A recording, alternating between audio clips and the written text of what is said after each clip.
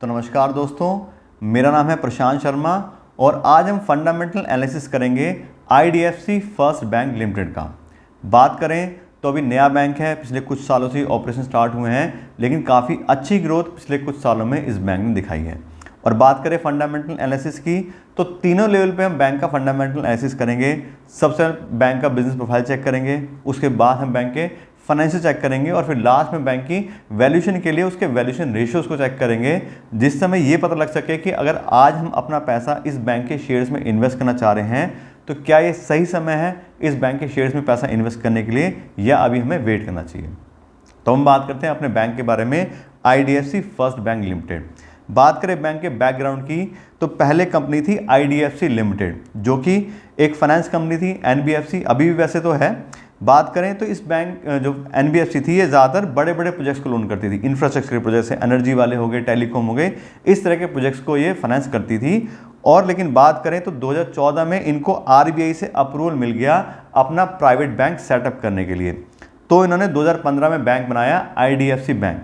लेकिन जैसे मैंने बात की, कंपनी का जो ज़्यादातर एक्सपोजर था वो ज़्यादा बड़े बड़े कॉर्पोरेट लोन्स को देने का था या इंफ्रास्ट्रक्चर प्रोजेक्ट को बात करें तो फंड करने का था। लेकिन इस तरह की जो फंडिंग होती है उसमें इंटरेस्ट मार्जिन कम होता है, क्योंकि ज़्यादा बड़ा अमाउंट में लोन लेना है, बड़ी कंपनी है, तो कई बैंकों से बार्गेन करते हैं और फिर वो लोन के लिए बात करते हैं तो उनको मार्जिन कम मिलता है बैंक वालों को।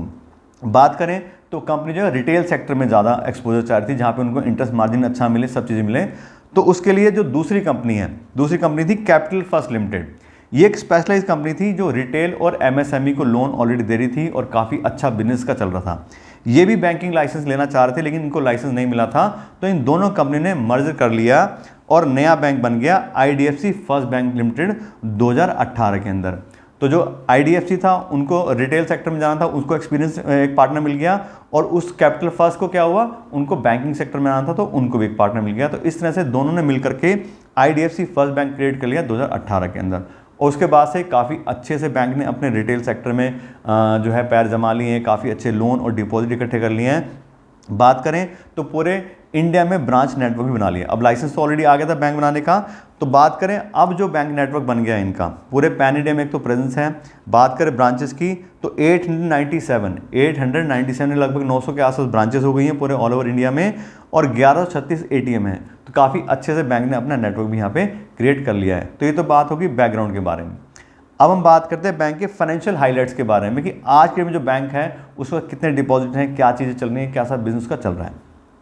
और यहाँ पे देखिए बैंक के हाइलाइट्स के बारे में, जो फाइनेंशियल हाइलाइट्स हैं ये दिसंबर 2023 के हिसाब से हैं, जो भी क्वार्टर रिजल्ट आए थे और 9 मंथ के रिजल्ट भी आए थे, तो दोनों को मिला के यहाँ पे देखें तो काफ़ी अच्छा बैंक का प्रोफाइल दिखाई दे रहा है। बात करें बैंक के लोन्स एंड एडवांसेस की तो अभी बैंक के पास में 1,89,475 करोड़ के बैंक ने लोन दिए हुए हैं, एडवांसेस दिए हुए हैं, तो काफ़ी अच्छी एसेट्स बैंक ने क्रिएट कर ली है। यहाँ पे देखें तो 24.5% की ईयर ऑन ईयर बेस पे ग्रोथ भी है, यानी कि 24% ज़्यादा लोन हुए हैं इस क्वार्टर के अंदर। उसके बाद करें डिपॉजिट की तो काफ़ी अच्छा डिपॉजिट भी कस्टमर से बैंक ने ले लिया है, जो रिटेल कस्टमर हैं। यहाँ पे देखें तो 1,76,481 करोड़ का काफ़ी अच्छा अमाउंट भी बैंक के पास डिपॉजिट हो गया है। तो क्योंकि बैंक सस्ता पैसा मिलता है, अगर बैंक के पास में कासा आ रहा है, यानी कि जो करंट अकाउंट सेविंग अकाउंट के थ्रू पैसा आ रहा है, तो उसमें इंटरेस्ट कम देना पड़ता है, और बैंक जब लोन देता है तो उसको ज़्यादा इंटरेस्ट मिलता है। तो अगर डिपॉजिट बैंक के पास अच्छे हैं तो काफ़ी अच्छा साइन होता है कि बैंक को इंटरेस्ट मार्जिन ज़्यादा मिलेगा। और यहाँ देखें तो जो डिपॉजिट आया है बैंक के पास में, इसमें आप देखोगे तो 79% जो रिटेल कस्टमर से आया है, तो बहुत ही अच्छे से बैंक ने अपने जो डिपॉजिट है वो इकट्ठे करे हैं। इसी वजह से देखें तो अगला पैरामीटर बैंक का कासा रेशो 46.8%, काफ़ी अच्छा कासा भी बैंक ने क्रिएट कर लिया है। तो जैसे बात की थी current account plus saving account 46.8%, यानी कि ज़्यादातर पैसा उसको आराम से मिल रहा है कम रेट ऑफ इंटरेस्ट पे, उसको आगे लोन पे दे करके वो अच्छे से नेट इंटरेस्ट मार्जिन कमा पा रहे हैं। और यही बैंक बनाने का उनका रीज़न भी था आईडीएफसी फर्स्ट बैंक बनाने का, कि हमें रिटेल सेक्टर में जाना है और वहाँ से हमें इंटरेस्ट मार्जिन अपना इंक्रीज करना है। उसके बाद करें एसेट क्वालिटी की, यानी कि बैंक अपने एनपीएस को कितने अच्छे से जो है एक तरीके से कम रख पा रहे हैं। यहाँ पे देखें तो ग्रॉस एनपीआर है 2.04% के और नेट एनपीआर है 0.68% के। ये परसेंट में ये बताता है कि बैंक कितना पैसा लोन में देता है और कितना पैसा उसको वापस मिल जाता है। अगर ज़्यादा एनपीए मतलब ज़्यादा बैड डेट्स हो रहे हैं, उनका पैसा रिकवर नहीं हो पा रहे हैं। आप देखें तो 0.68 तो काफ़ी कंट्रोल्ड है, बैंक की रिकवरी अच्छी है, काफ़ी अच्छे से वो पैसा अपना वापस ले पाते हैं, जो उनके मतलब पैसा मरता नहीं है बैंक का। उसके बात करें बैंक के कोर ऑपरेटिंग इनकम की तो अभी ये आई थी 9 मंथ में जो था 16,167 करोड़, ये भी ईयर ऑन ईयर बेस पे बढ़ी है 24% के। ऑपरेटिंग प्रॉफिट भी बढ़ा है 4,398 करोड़ का आया है, और ये भी पिछले साल में आप देखें तो यहाँ पे 34.7% का इंक्रीमेंट आया है। प्रॉफिट आफ्टर टैक्स, जिसको हम नेट प्रॉफिट बोलते हैं, तो ये भी 36.6% से ईयर ऑन ईयर बेस पे बढ़ा है। तो पिछले क्वार्टर में काफ़ी अच्छे से बैंक ने परफॉर्मेंस करी है, और यहाँ पे देखें तो प्रॉफिट मार्जिन भी सारे, प्रॉफिट का जो अमाउंट है वो भी काफ़ी अच्छे से इंक्रीज हुआ। उसके बाद करें रिटर्न ऑन एसेट की, ये काफ़ी इंपॉर्टेंट नंबर होता है। रिटर्न एसेट का मतलब क्या है कि बैंक ने जो अपना पैसा सारा इन्वेस्ट किया, सारी एसेट्स इन्वेस्ट किए हैं, उसके ऊपर रिटर्न कितनी जनरेट होगी, और ये कम से कम 1% होनी चाहिए, तभी हम उसको अच्छे से मानते हैं कि बैंक वाले कुछ कमा रहे हैं। अगर 1% नीचे है तो कोई फ़ायदा नहीं ज़्यादा बैंक में इन्वेस्ट करने का। यहाँ देखिए तो 1.16% आ रहा है, तो अच्छा है, बहुत ज़्यादा एक्स्ट्राऑर्डिनरी तो नहीं है। अगर 2 के आसपास किसी बैंक का रिटर्न ऑन एसेट होता है उसको काफ़ी अच्छा मानते हैं, लेकिन यहाँ देखिए तो 1 से ऊपर अगर किसी बैंक का है तो वो अच्छे से अपने रिटर्न पे जो एसेट्स है उस पर रिटर्न जनरेट कर पा रहा है, ये इसका मतलब है। उसके बाद देखिए रिटर्न ऑन इक्विटी, तो ये आया 9 मंथ का 10.67%, ये थोड़ा सा लोअर साइड पे है। अगर 12 से 15% अगर रिटर्न ऑन इक्विटी होता है तो उसको अच्छा मानते हैं, बैंक हो या कंपनी हो, और 15% ज़्यादा है तो बहुत ही बढ़िया है। तो अभी रिटर्न ऑन इक्विटी है थोड़ा सा लोअर साइड पे है। उसके बाद बात करें कैपिटल एडिक्वेसी रेशो की, ये बहुत ही बढ़िया है 16.73%। कैपिटल एडिक्वेसी रेशो में ये बताता है कि बैंक के पास कितना पैसा अवेलेबल है, कितनी अच्छी कैपिटल उसके पास अवेलेबल है कि वो ज़्यादा से ज़्यादा लोन देके अपने बिजनेस को बढ़ा सकता है, प्लस उसको अच्छे से पैसा अवेलेबल है कि अगर कल को कोई दिक्कत भी आ गई तो ऐसा नहीं हो कि बैंक की जो है वो बैंक करप्ट हो जाए, तो पैसा बैंक के पास अच्छे से अवेलेबल है, ये हमें कैपिटल एडिक्वेसी रेशो बताता है। और 12% मिनिमम होना चाहिए किसी बैंक का, और अगर उससे ज़्यादा है तो अच्छे से बैंक के पास में कैपिटल अवेलेबल है, ये उसके कैपिटल एडिक्वेसी रेशो से पता लगता है। तो कुल मिला के यहाँ आप देखें तो काफ़ी अच्छा बिजनेस जो है बैंक ने क्रिएट कर लिया है, उसके नंबर्स भी काफ़ी अच्छे यहाँ पे इंक्रीज दिखाई दे रहे हैं, सारे ऑपरेटिंग इनकम, प्रॉफिट, सब चीज़ यहाँ पे बढ़ती हुई दिखाई दे रही हैं। तो अभी तक तो हमने बात कर ली बैंक के करंट सिनेरियो के बारे में कि आज के में कितने लोन अवेलेबल हैं, कितना उन्होंने डिपॉजिट इकट्ठा कर लिया है, साथ साथ उसका बैकग्राउंड वगैरह कैसा था, तो पूरी बिजनेस प्रोफाइल हम चेक कर चुके हैं। अब हम देखते हैं बैंक का हिस्टोरिकल डेटा कि पिछले 5 साल में बैंक ने कैसे कैसे ग्रोथ दिखाई है, क्या डेटा रहा है, कैसे उसके प्रॉफिट इंक्रीज हुए हैं, नहीं हुए हैं, क्या चीज़ें हैं, और उसके लिए हम यहाँ पे चेक करते हैं बैंक का हिस्टोरिकल डेटा। और यहाँ देखें तो सबसे पहला पैरामीटर बैंक के डिपॉजिट। 2019 में बैंक के पास में थे 70,480 करोड़ के आसपास में, और देखें तो 2023 में काफ़ी अच्छे से इंक्रीज होके 1,44,000 करोड़, यानी कि मोटा मोटा देखें तो 1,45,000 करोड़ के आसपास बैंक ने डिपॉजिट इकट्ठे कर लिए हैं, और लगातार हर साल बैंक के डिपॉजिट यहाँ पे इंक्रीज हुए हैं, जो कि हमें क्लियर बताता है कि बैंक काफ़ी अच्छे से अपने कस्टमर को अट्रैक्ट कर पा रहा है, नए नए अकाउंट खोल रहा है, उनके साथ उनका पैसा भी जमा कर पा रहा है। तो देखें तो काफ़ी अच्छी ग्रोथ बैंक के बिजनेस में पिछले 5 साल में आई है। बात करें परसेंटेज में तो 20% की काफ़ी अच्छे CAGR से पिछले 5 साल में बैंक ने अपने डिपॉजिट में ग्रोथ दिखाई है, जो कि काफ़ी अच्छा नंबर है। ऐसी बात करें एडवांसेस या लोन्स की तो 86,000 करोड़ के आसपास के लोन दिए थे 2019 में, और देखें 2023 में तो 1,52,000 करोड़ के आसपास यहाँ पे देखें तो बैंक ने एडवांसेस दे दिए हैं, तो काफ़ी अच्छे से लोन भी बढ़ाए क्योंकि पैसा मिल रहा है और वैसे ही वो आगे उसको ट्रांसफर कर रहे हैं, तो काफ़ी अच्छे से दोनों साइड से बिजनेस इंक्रीज हो रहा है। डिपॉजिट के थ्रू सस्ता पैसा मिल रहा है और सारी चीज़ें सर्विसेज वगैरह बैंक के साथ लोग जुड़ रहे हैं, और एडवांसेस के थ्रू वहाँ से और ज़्यादा अच्छे से इनकम आ रही है। यहाँ पे देखिए परसेंटेज में तो पिछले 5 साल में 15% की काफ़ी अच्छे CAGR से बैंक ने अपने लोन्स में भी काफ़ी अच्छी ग्रोथ दिखाई है। उसके बाद करें नेट इंटरेस्ट इनकम की। अब क्योंकि लोन्स बढ़े हैं, डिपॉजिट बढ़े हैं, तो बट ऑब्वियसली उसके बीच का डिफरेंस यानी कि जो नेट इंटरेस्ट इनकम होती है वो भी इंक्रीज़ हुआ है। 3,200 करोड़ के आसपास 2019 में था, यहाँ देखें 2023 में तो 12,635 करोड़, 4 गुनी इनकम हो गई है बैंक की। नेट इंटरेस्ट इनकम पिछले 5 साल में 4 गुनी हो गई है। काफ़ी अच्छे से बैंक ने अपने इंटरेस्ट इनकम को बढ़ाया है, और उसका रीज़न वही जो मैंने बात की थी कि बैंक कॉर्पोरेट सेक्टर और इंफ्रास्ट्रक्चर से निकल के रिटेल सेक्टर में आ गया है, तो वहाँ पे इंटरेस्ट मार्जिन इंक्रीज हो जाते हैं, इसलिए बैंक की इंटरेस्ट इनकम भी इंक्रीज हो रही है। और अगला पैरामीटर वही चेक करने वाले हैं। यहाँ देखें बैंक का नेट इंटरेस्ट मार्जिन तो 2019 में 2% के आसपास होता था, यहाँ देखिए 2023 में तो 5.5% हो गया, यानी कि ये भी डबल से ज़्यादा हो गया net interest income, net interest margin. इसी वजह से बैंक की नेट इंटरेस्ट इनकम भी इंक्रीज हुई है, तो काफ़ी अच्छी ग्रोथ बैंक के सारे ही पैरामीटर में आई है, काफ़ी अच्छे से उन्होंने अपना बिजनेस इंक्रीज करा है, इसी वजह से सारे पॉजिटिव नंबर्स हमें दिखाई दे रहे हैं।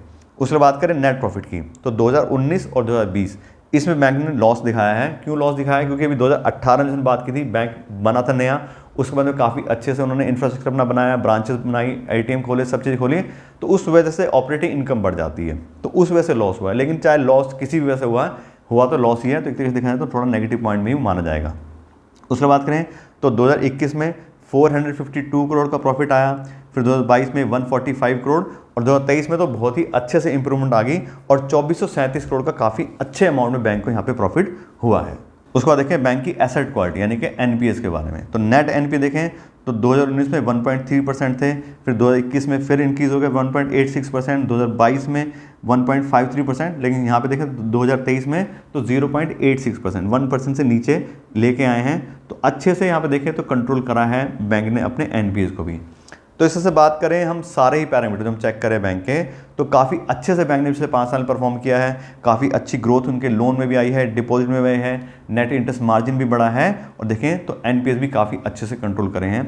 तो बात करें हिस्टोरिकल डेटा की तो पिछले 5 साल में बहुत ही बढ़िया बैंक के फाइनेंशियल दिखाई दे रहे हैं। काफ़ी अच्छे से बैंक ने ग्रोथ सारे ही पैरामीटर में यहाँ पे दिखाई। और अब हम बात करते हैं बैंक के करंट शेयर प्राइस और बैंक के वैल्यूएशन के बारे में कि ठीक है सारी चीज़ें अच्छी हैं, सब चीज़ें ठीक हैं, लेकिन अगर हमें अपना पैसा इन्वेस्ट करना है तो हमें शेयर प्राइस सस्ता मिलना चाहिए, तभी हमारा कुछ चांस है प्रॉफिट कमाने का। अगर हम महंगी चीज़ें खरीदेंगे तो लॉस के चांसेस इंक्रीज हो जाते हैं।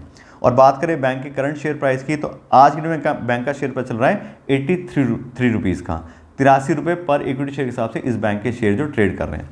और बात करें इस शेयर प्राइस की तो इस शेयर प्राइस हिसाब से जो बैंक की प्राइस बाय बुक वैल्यू आ रही है वो आ रही है 2.25। अगर हम बात करें प्राइस बाय बुक वैल्यू, ये क्लियर बताता है कि बैंक के जो बुक वैल्यू जो टोटल सारी उसकी एसेट सब्जी मिला के उसकी जो बुक वैल्यू आ रही है उसके अगेंस्ट का प्राइस कितना है। तो 2.25 का मतलब क्या है कि 2 गुने से ज़्यादा प्राइस उसका आ रहा है उसके शेयर प्राइस का, यानी कि जो उसका एक्चुअल प्राइस है अगर हम देखें एट पार पे जो बुक वैल्यू के हिसाब से वो 40 रुपये के आसपास होना चाहिए, लेकिन 83 के आसपास के जो शेयर ट्रेड कर रहे हैं यानी कि बैंक अपनी एक्चुअल वैल्यू के 2 गुने से ज़्यादा प्राइस पे ट्रेड कर रहा है। उसका मतलब क्या है कि एक हाईली ओवरवैल्यूड बैंक है। अब क्यों ओवरवैल्यूड बैंक है? क्योंकि देखें तो सारी मार्केट ही काफ़ी ऊपर चल रही है। बैंक निफ्टी और बैंक की बात करें तो सेक्टर बिल्कुल धुआंधार, प्राइस इंक्रीज ही हो रहे हैं सारे बैंकों के, इस वजह से इस बैंक का प्राइस भी हाई है। दूसरा जब हमने पास्ट रिकॉर्ड चेक किया काफ़ी अच्छा परफॉर्मेंस है, तो लोग भी इसको अच्छी वैल्यूएशन दे रहे हैं। काफ़ी अच्छे सेंटीमेंट है कि आने वाले टाइम में और ज़्यादा बैंक का बिजनेस बढ़ेगा, शेयर प्राइस बढ़ेगा, इसलिए लोग ज़्यादा उसको प्राइस दे रहे हैं। लेकिन बात करें हम अपनी वैल्यूएशन के हिसाब से और अपनी एक सोच के हिसाब से कि हमें सस्ती चीज़ें खरीदनी है, तो उस हिसाब से देखें तो मेरे हिसाब से अभी सही समय नहीं है इस बैंक में पैसा इन्वेस्ट करना, क्योंकि ऑलरेडी ओवर प्राइस चल रहा है। दूसरी बात, ये मेरा पॉइंट ऑफ व्यू है, हो सकता है आपको प्राइस ठीक लग रहा हो या आप किसी और प्राइस में बैंक में इन्वेस्ट करना चाह रहे हैं, तो आप अपने हिसाब से या अपने किसी फाइनेंशियल एडवाइजर से एडवाइस लेके आप इसमें इन्वेस्टमेंट के लिए देख सकते हैं। ये मेरा पॉइंट ऑफ व्यू है, क्योंकि मैं जो मानता हूँ, मैं ये मानता हूँ कि हमें सस्ती चीज़ें मिलनी चाहिए, बल्कि मार्जिन ऑफ सेफ्टी के साथ मिलना चाहिए। अगर पूरे पैसे दे के खरीदते हैं तो भी नुकसान होने के चांस है, क्यों? जो भी हमने डेटा चेक किया वो सब पास्ट रिकॉर्ड है, हो सकता है फ्यूचर में बैंक ऐसा परफॉर्म करे ना करे। तो मेरे हिसाब से देखें तो बैंक अच्छा है, परफॉर्मेंस बढ़िया, सब चीज़ें बढ़िया है, लेकिन अभी ओवर प्राइस्ड है। लेकिन वही बात है कि अभी जैसे हमने बात की मार्केट हाई चल रही है, अभी 75,000 का जो मार्क है वो क्रॉस कर लिया सेंसेक्स ने अभी 2-4 दिन पहले ही, तो सब चीज़ें ओवरऑल चल रही हैं। तो उस वजह से क्या है कि अभी अच्छी कंपनियां सस्ते दाम पे मिलना थोड़ा मुश्किल है, क्योंकि अच्छी कंपनियां सबको पता है तो उसका प्राइस भी वैसे ही चल रहा है। दूसरी बात कि अगर हम अभी से अपना होमवर्क करके नहीं रखेंगे तो जब मार्केट गिरेगी, अभी तो मार्केट बढ़ी हुई है तो हमेशा तो रैली चलेगी नहीं, हो सकता है इलेक्शन के बाद मार्केट गिर जाए या कोई और रीज़न हो बाद में गिर जाए, तब हम अच्छी कंपनी में अच्छे से इन्वेस्ट कर सकते हैं। लेकिन अगर पहले से हमने कुछ होमवर्क किया होगा, कुछ चीज़ें शॉर्टलिस्ट करी होंगी, जैसे हमने आईडीएफसी किया है, शॉर्टलिस्ट कर लिया कि ठीक है बैंक अच्छा, सब चीज़ अच्छे हैं, लेकिन प्राइस ज़्यादा है, तो हमने अपने पास नोट करके रखें ठीक है इस बैंक में इन्वेस्ट करना है, इस प्राइस के आसपास आएगा तो हम इसमें इन्वेस्ट करेंगे। तो जब सही समय आएगा तो हमें पहले से पता होगा हमें क्या करना है और हम उस समय इन बैंक्स में एंट्री ले सकते हैं। दूसरी बात, अगर आपने ऑलरेडी अपना पैसा इन्वेस्ट किया तो कोई दिक्कत नहीं, आप देख रहे हो प्राइस भी इंक्रीज हो रहा है, शेयर प्राइस भी बढ़ रहा है और साथ साथ बैंक का बिजनेस अच्छा चल रहा है, तो कोई दिक्कत नहीं है, बिल्कुल इन्वेस्टर रहिए। अगर आपको कुछ पैसों की रिक्वायरमेंट है तो अलग बात है, आप उसको शेयर बेचने, अदरवाइज बात करें तो काफ़ी अच्छा बिजनेस चल रहा है, कोई दिक्कत ही नहीं है और आने वाले फ्यूचर तो इन्हीं बैंकों का है, क्योंकि ये ज़्यादा अच्छे से मार्केटिंग सब चीज़ करके अपना बिजनेस बढ़ा रहे हैं। तो इस तरह से बात करें तो आईडीएफसी फर्स्ट बैंक के बारे में आपको डिटेल नॉलेज दे दी है। आशा करते हैं आपको वीडियो अच्छी लगेगी। आपने इस वीडियो को देखने के लिए और मुझे इतना समय दिया उसके लिए आपका बहुत बहुत धन्यवाद।